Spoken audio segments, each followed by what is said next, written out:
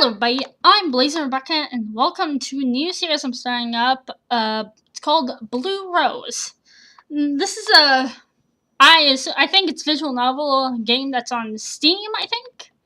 Can't quite remember, and I really don't know what the story is, so let's click on the start and find out. It came out of nowhere. Boom! Great way to start off a game. Ah! Watch out, to your left! Okay, and I can save. Cool. Chaos breaks out. There's a loud crashing sound and the scream of someone else. The ground shakes beneath our feet and makes my heart skip a beat. The double menacing presence of something hostile washes over me, and I spin around to see the cause of this disaster. A dragon, of course! How could I not have noticed this?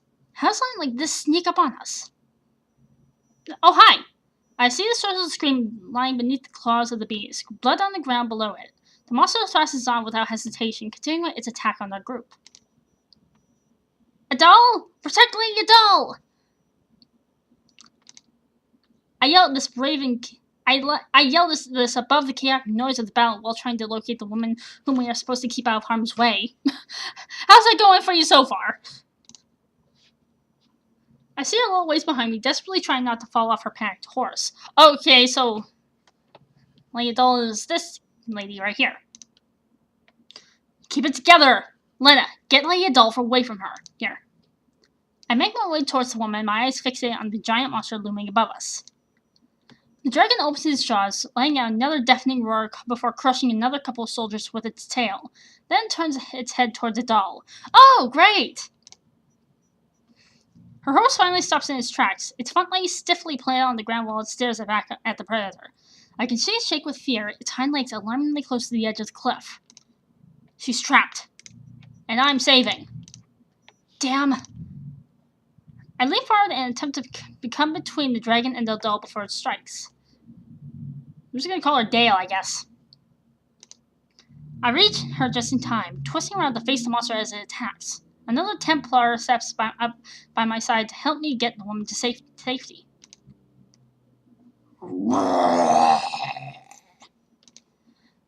He tries to dodge as the dragon snaps his jaws at him, but is caught in the next strike from its claw. He lets out a small cry before getting crushed beneath it. Uh-oh. The dragon moves forward again before I can see what happened to him. The battle grows chaotic as the dragon fights back with quick and measured movements. The others try to attack its flank as I am the last one standing between the beast and Dale. There's an ominous sucking sound as the dragon inhales, about to unleash a fire attack towards us. Uh-oh! Huh? Another of the Templars lets out a cry and stabs his glowing sword into the dragon's thigh. Laying out a yelp of pain and surprise, the dragon's head jerks back and lets a puff of fire into the air. Even down here I can feel the heat from the missed attack. Angrily, the dragon moves its attention back towards the attacker.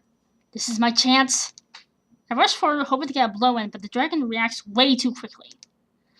As it twists its body around to improve its position, another claw lushes out to brush me aside. Quickly readying my sword, the impact between claw and steel fills my ears. Whoa! I stagger backwards from the blow, trying to create some distance between me and my enemy and take note of the situation. This isn't good. I'm getting tired that the dragon is just too powerful. I cast a glance at the Templar lying on the ground near me. Is he dead?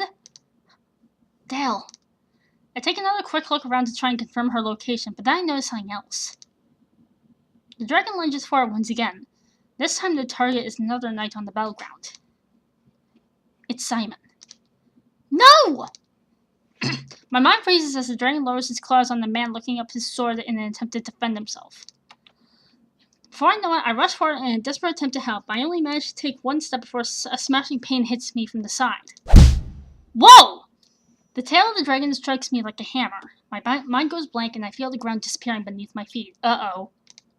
My sense of up and down is lost as I sail through the air, the wind blowing against my face. What? But before I can finish my thought, my head is struck by something hard. Uh-oh. Oh!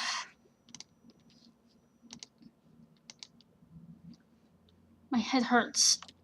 No, my entire body. I can hardly move. cold fear crawls up my spine as the memory of what happened slowly returns to me. The monster and the others.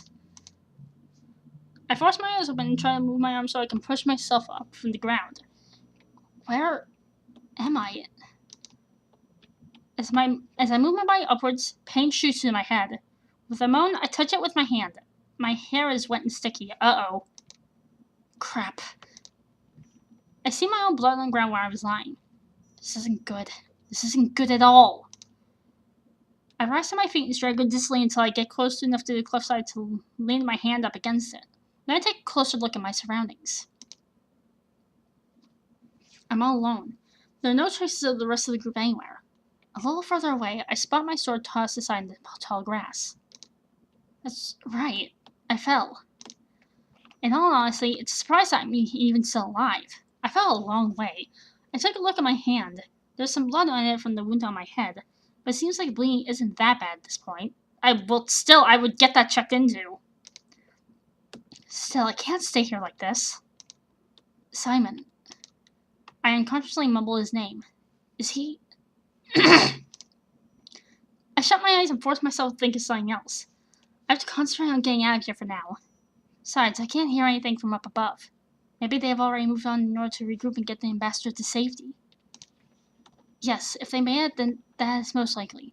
It's not certain that they know what became of me anyway. Ignoring the pain in my left leg, I slowly make my way to the spot where I lost my sword. Then I continue forward, hoping to find a way back up to the trail we were following. If I can get that far, then I may somehow be able to find out where to go next. Oh! Okay, fade out and fade back in.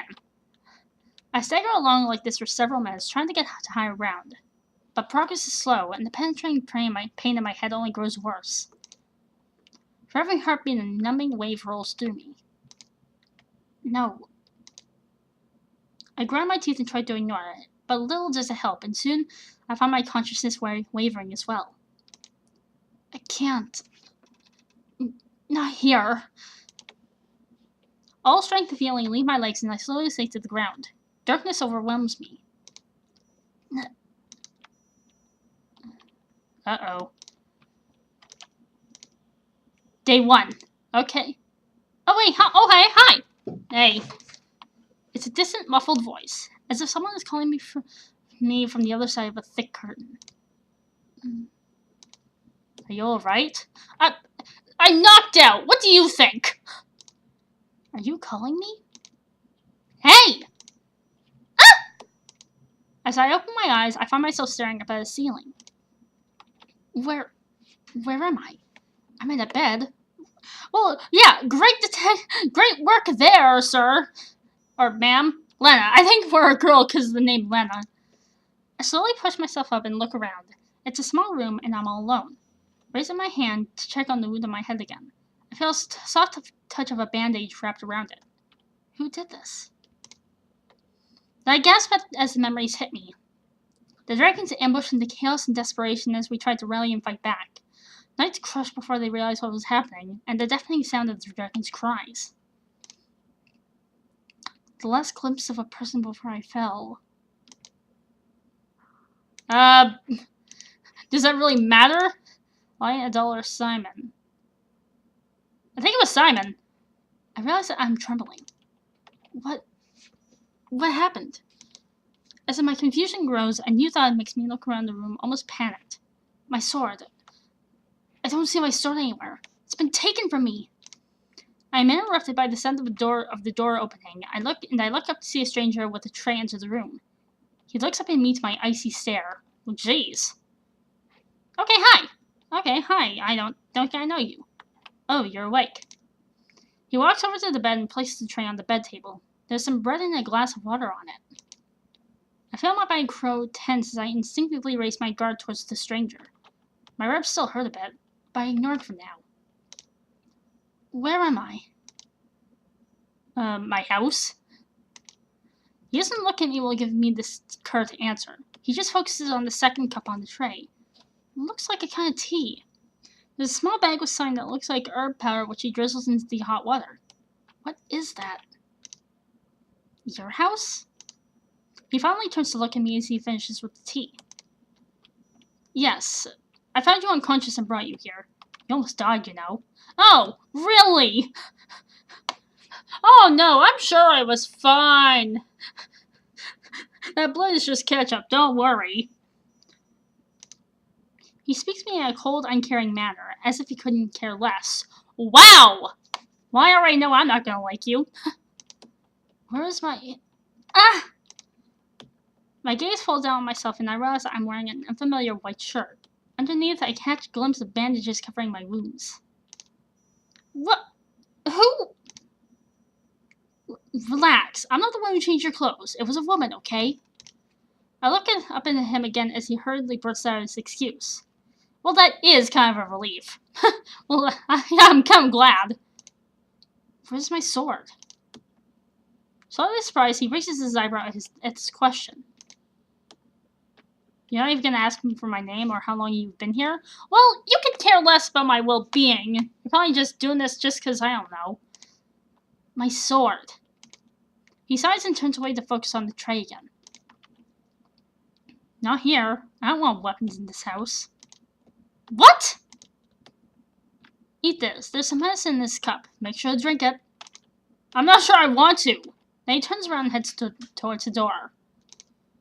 Hey, well, no, that's kind of what a liar would say, because you have weapons on your back, sir.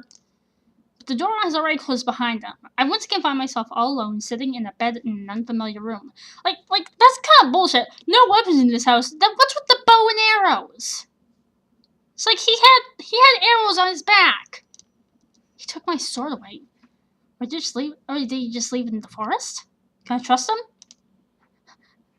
I cast a glance at the cup of hot water standing on the table next to me. I have no idea what kind of strange power he put into it. On the other hand, I don't imagine anyone would poison somebody so obviously. True. However, the smell of freshly baked bread makes me realize how hungry I actually am. In the end, I take the bread and leave the tea alone. It's late in the afternoon. For a while, I was searching for my surroundings to try and get a clear idea of my current situation. I was thinking of leaving this place behind to go looking for my colleagues, but after a while, the pain in my ribs and head increased. Biting my lip, I had to face the fact that leaving bed and heading out onto the unknown would be foolish. And so I leaned back in bed and closed my eyes and rest. The birds are still singing outside in the window. I don't hear any other humans nearby, so this doesn't seem like we are in a town. Huh. Thinking back on the map that we were following through the mountains, this was supposed to be a wild, desolate place without any human settlements for miles. It would have taken another couple of days to travel across the mountains and then a little more before reaching the next town. This is why we chose this route. It made it less likely for us to run into any enemies. It seems that the wildlife here turned against us instead. Clearly! There's the sound of a door opening and closing somewhere close. Is it the man who brought the food? The sounds give the impression that he had left the house entirely. Maybe he just got back. I strain my ears in an attempt to find out whether he is alone or if he brought someone else with him. Doesn't sound like there is anyone else. That is a relief. Before long, the door to my room opens again, and the man from before enters. I open my eyes and watch him cautiously. He didn't drink the tea. Where is my sword? Shut up about the sword already. I'm not giving it back to you. Well, that's kind of an asshole thing to say. What? How dare you? Annoyed, he ignores my protest and walks over to the bed to pick up the cup with the cold tea. Hey, I shouldn't drink your tea. You're an asshole. If you don't drink this, the healing process will be much slower and you'll have to stay here longer. I don't believe that's what either of us hope for. Who are you? He watches me for a second as if wondering why I suddenly changed my question like that.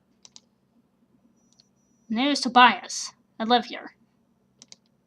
Where is here? Yeah, can you be descriptive? The mountains. I believe you're already aware of what area you were in when you collapsed. Not at all. You live here alone?